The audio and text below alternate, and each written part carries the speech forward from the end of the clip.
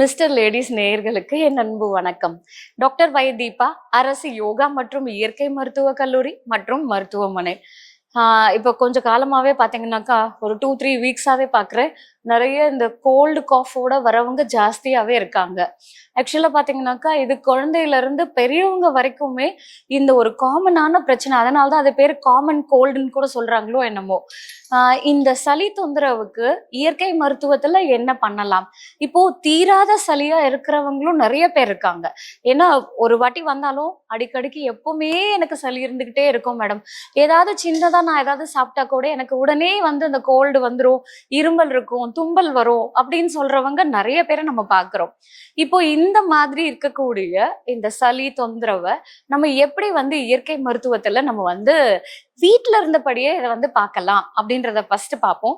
அதுக்கப்புறம் இதுக்கான மருத்துவ சிகிச்சை முறைகள் என்னென்னன்றதையும் பார்க்கலாம்.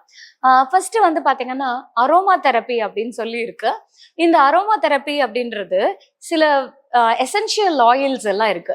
அதுல முக்கியமா இந்த கோல்ட் அண்ட் காஃபுக்கு வந்து பாத்தீங்கன்னா eucalyptus oil, peppermint oil, lemon grass oil, tea tree oil, இது எல்லாமே வந்து சளிக்கு ரொம்பவே உகர்ந்தது. ஸோ இதை வந்து நம்ம குழந்தைங்களுக்கு, கை குழந்தைங்களுக்கு, சின்ன குழந்தைங்களுக்கு எல்லாம் இந்த மாதிரி சளி தொந்தரவு இருக்குன்னா ஃபர்ஸ்ட் கொஞ்சம் ஒரு ஸ்பூன் நல்லெண்ணெய் எடுத்துப்போம். அதை லைட்டா ஹீட் பண்ணி வெது வெதுன்னு இருக்கும் போது அந்த அடுப்புல வச்சு இல்ல, ஜஸ்ட் அதை ஹீட் பண்ணி இறக்கிட்டதுக்கு அப்புறமா ஒரு 2 டிராப்ஸ் என்னது யூக்கலிப்டஸ் ஆயில் இல்ல, இப்ப நான் சொன்ன அந்த 3 எண்ணெயும், அதாவது யூக்கலிப்டஸ் ஆயில், பெப்பர்மின்ட், லாவெண்டர், இது எல்லாத்துலயும் ஒரு டிராப் கூட போட்ட போதும். அதை வந்து நல்லா மிக்ஸ் பண்ணி அவங்களுக்கு அந்த 2 விலா எலும்பு இருக்குல்ல, ஸ்கேப்புலான்னு சொல்லுவோம், அந்த 2 எலும்புக்கு நடுவுல நல்லா ரப்பிங் மூவ்மெண்ட் கொடுத்தோம் அப்படின்னா அது அவங்களுக்கு அந்த கஃபத்தை வெளியேற்றுறதுக்கு ஹெல்ப் பண்ணும். அந்த சளி வந்து இலகி அது வந்து அவங்க வெளியேற்றுறதுக்கு எக்ஸ்பெக்டோரண்ட் எஃபெக்ட்னு சொல்லுவோம், அந்த எஃபெக்டை வந்து நமக்கு கொடுக்கும். இத கை குழந்தையா இருக்காங்க அப்படின்னா நீங்க வெத்தலையில அந்த எண்ணெயை தடவி அந்த வெப்பத்தை அவங்களுக்கு ஒத்துட மாதிரி நம்ம கொடுத்தோம் அப்படின்னா குழந்தைங்களுக்கு அது வந்து ரொம்பவே இதுவா இருக்கும். ஏன்னா கிளைமேட் வந்து இந்த டைம்ல வந்து பாத்தீங்கன்னா பாதி வெயில், பாதி குளிர், சில நேரத்துல மழை, இப்படி வந்து ஒரு டிஃப்ரெண்டான ஒரு கிளைமேட்ல வந்து நம்ம இருக்கோம். ஸோ இது வந்து நமக்கு இந்த மாதிரி ஒரு ஹியூமிடிட்டியை வந்து அதிகமா வச்சிருக்கிறதுனால அந்த ஈரத்தன்மையே நமக்கு வந்து இந்த மாதிரி ஒரு விஷயத்த கொடுக்கும். அடுத்தது வந்து பாத்தீங்கன்னாக்கா நாசல் கிளென்சிங்.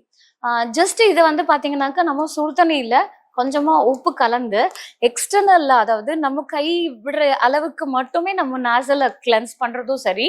நம்மளுடைய யோகா இயற்கை மருத்துவத்துல வந்து பாத்தீங்கன்னாக்கா ஜலநீதி அப்படின்னு சொல்லி சொல்லுவோம். அதாவது ஒரு நாசி வழியா நம்ம வந்து தண்ணியை செலுத்தும் போது அது இன்னொரு நாசி வழியா அந்த தண்ணி வந்து வெளியே வரும்.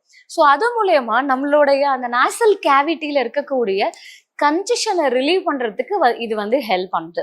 ஸோ இப்போ இந்த ஜலநீதி வந்து பாத்தீங்கன்னா மருத்துவருடைய மேல் பார்வையில தான் பண்ணணும்.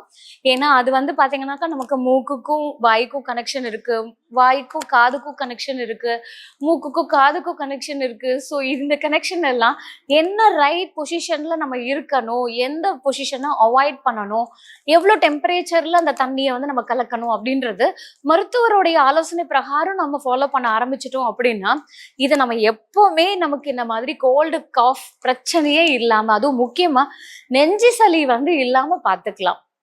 வீட்டுல இருந்த மாதிரி என்ன கஷாயம் எடுத்துக்கலாம்னு கேட்டீங்கன்னா இது நான் சொன்னா உங்களுக்கு ரொம்ப பிடிக்கும். என்னன்னா டெய்லி சூப்பு குடிங்க. இந்த சூப்பு உடனே நீங்க கேட்கலாம், நான்வெஜ் சூப்பு குடிக்கலாமா?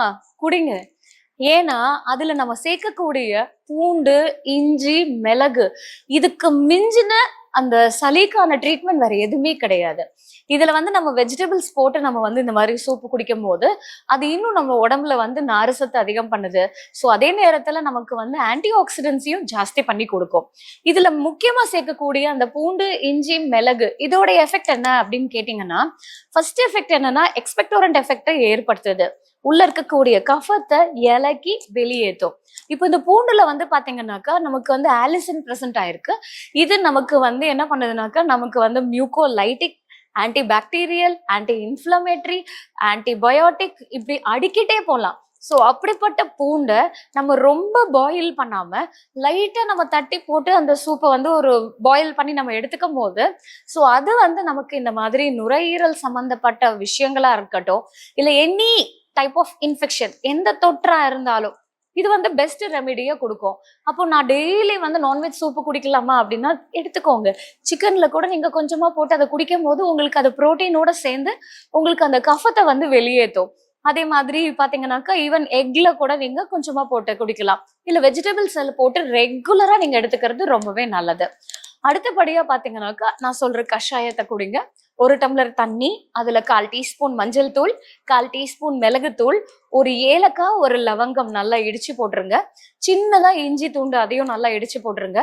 ஒரு கைப்பிடி அளவுக்கு துளசி இலை, துளசி கிடைக்கலன்னா கற்பூரவல்லி, ரெண்டுமே இருக்குன்னா ரெண்டுமே சேர்த்து ஒரு கைப்பிடி போட்டு கொதிக்க வச்சு இதை வந்து காலையில மத்தியானம் ராத்திரி 3 வேளை 5 நாள் தொடர்ந்து எடுத்தாலே இந்த கஃபமானது ரொம்ப ஈஸியா நமக்கு வந்து வெளியேறும். அதே நேரத்துல நமக்கு வந்து ஜீரண தொந்தரவு வந்து சரியாகும். நல்ல குழந்தைங்க பசிக்குதுன்னு கேட்டு சாப்பிடுவாங்க. ஸோ எந்த கிளைமேட்டா இருந்தாலும் நம்மளுடைய எதிர்ப்பு சக்தியை மேன்மைப்படுத்துறதுக்கு இது ஹெல்ப் பண்ணும். இந்த ஜிஞ்சரால், அதாவது இஞ்சியில இருக்கக்கூடிய இந்த ஜிஞ்சரால் வந்து பாத்தீங்கன்னா நமக்கு வந்து பிராங்கோ டைலேட்டர்ன்னு சொல்லுவாங்க. இப்போ வீசிங்லாம் இருக்குன்னு வைங்களேன், அவங்க பஃப் எடுத்தாதான் அவங்களுக்கு அந்த சுவாசம் வந்து சீராகும். ஏன்னா அந்த பிராங்கஸ்ன்னு சொல்றோம்ல, அந்த சுவாச குழாய் வந்து சுருங்கி இருக்கும். இப்ப அந்த பஃப் எடுக்கும் போது அந்த சுருக்கமானது கொஞ்சம் விரிவடையும் போது அந்த ஆக்சிஜனேஷன் வந்து அவங்களுக்கு ப்ராப்பரா இருக்கும், அவங்களோட பிரீத் பண்ண முடியும். அந்த எஃபெக்ட் நமக்கு இஞ்சியில கிடைக்குங்க. 1 டம்ளர் தண்ணியில ஒரு சின்னதா இஞ்சியோ இல்ல சுக்கோ, இது ரெண்டுத்துலயுமே எதுவா இருந்தாலும் 5 கிராம் நல்லா இடிச்சு போட்டு அது ஒரு 4 புதினா இலைய போட்டு கொதிக்க வச்சு இறக்கிட்டு கொஞ்சமா லெமனும் நாட்டு சர்க்கரையும் கலந்து குடிச்சோம் அப்படின்னா இது தொண்டைக்கும் நல்லா இதமா இருக்கும். அதே நேரத்துல அந்த கஃபத்தை வெளியேற்றும்.